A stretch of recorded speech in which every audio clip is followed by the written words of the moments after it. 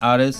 ফাহিম চৌধুরী এখনকার সময়ে একটি জনপ্রিয় নাম, এখনকার সময়ে একটি জনপ্রিয় কন্টেন্ট ক্রিয়েটরের নাম, একজন জনপ্রিয় বিবাহিত সিঙ্গেলের নাম। হ্যাঁ, কিন্তু আমার কাছে এই মানুষটার পরিচয় একটু অন্যরকম। আমি খুব প্রাউডলি বলি, আর.এস. ফাহিম চৌধুরী একজন মোটর বাইক স্টান্ট রাইডার, যে কিনা বর্তমান সময়ে শত শত কন্টেন্ট ক্রিয়েটরের মধ্যে নিজেকে একটি অন্যরকম জায়গায় নিয়ে গেছে। এত পপুলার হওয়া সত্ত্বেও স্টান্ট কিন্তু আর.এস. ফাহিম চৌধুরী ভুলে যায় নাই।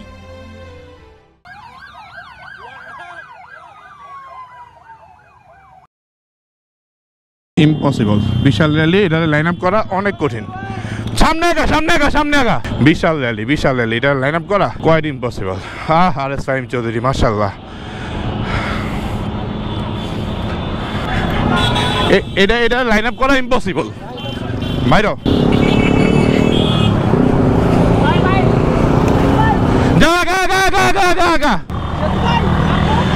আমি যাইতেছি, বাইরো এটা টানতে পারবি না, বাইরো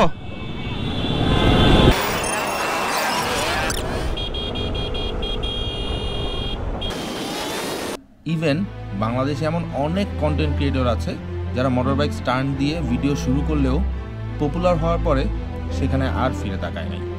মোটরবাইক স্টান্টকে ভুলে গেছে, তার প্যাশনকে ভুলে গেছে, স্টান্ট রাইডারদের নিয়ে কাজ করে নাই। আর সেখান থেকে এই মানুষটা একদম ব্যতিক্রম। এত পপুলার হওয়া সত্ত্বেও তার প্যাশনকে সে ভুলে যায় নাই। তার মতো একজন কন্টেন্ট ক্রিয়েটরের, তার মতো একজন পপুলার টপ লেভেলের কন্টেন্ট ক্রিয়েটরের মোটরবাইক স্টান্ট করা কিন্তু জরুরি না, কিন্তু তারপরেও সে তার প্যাশনকে এখনও পিছনে ফেলে দেয় নাই, এখনও সাথে নিয়ে আছে। হ্যাঁ, আর সেই কারণেই এই মানুষটার জন্য একটু অন্যরকম ভালোবাসা কাজ করে, একটু অন্যরকম টান কাজ করে।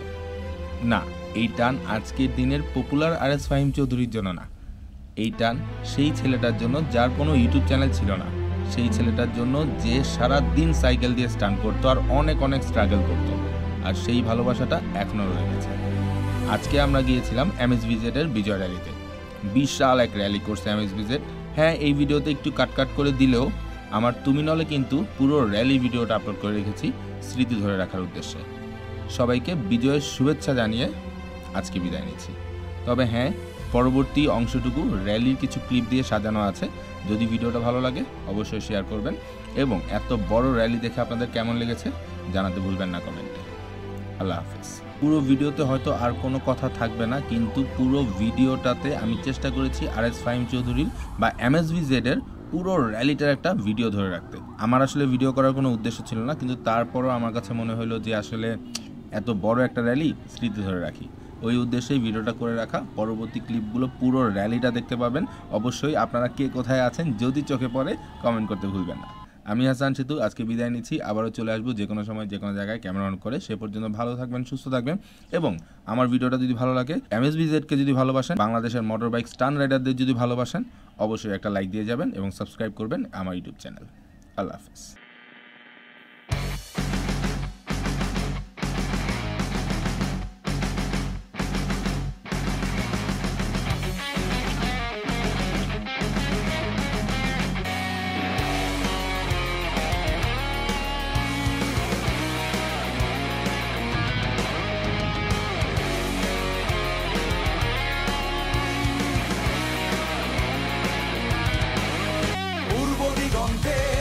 সূর্য উঠেছে, রক্ত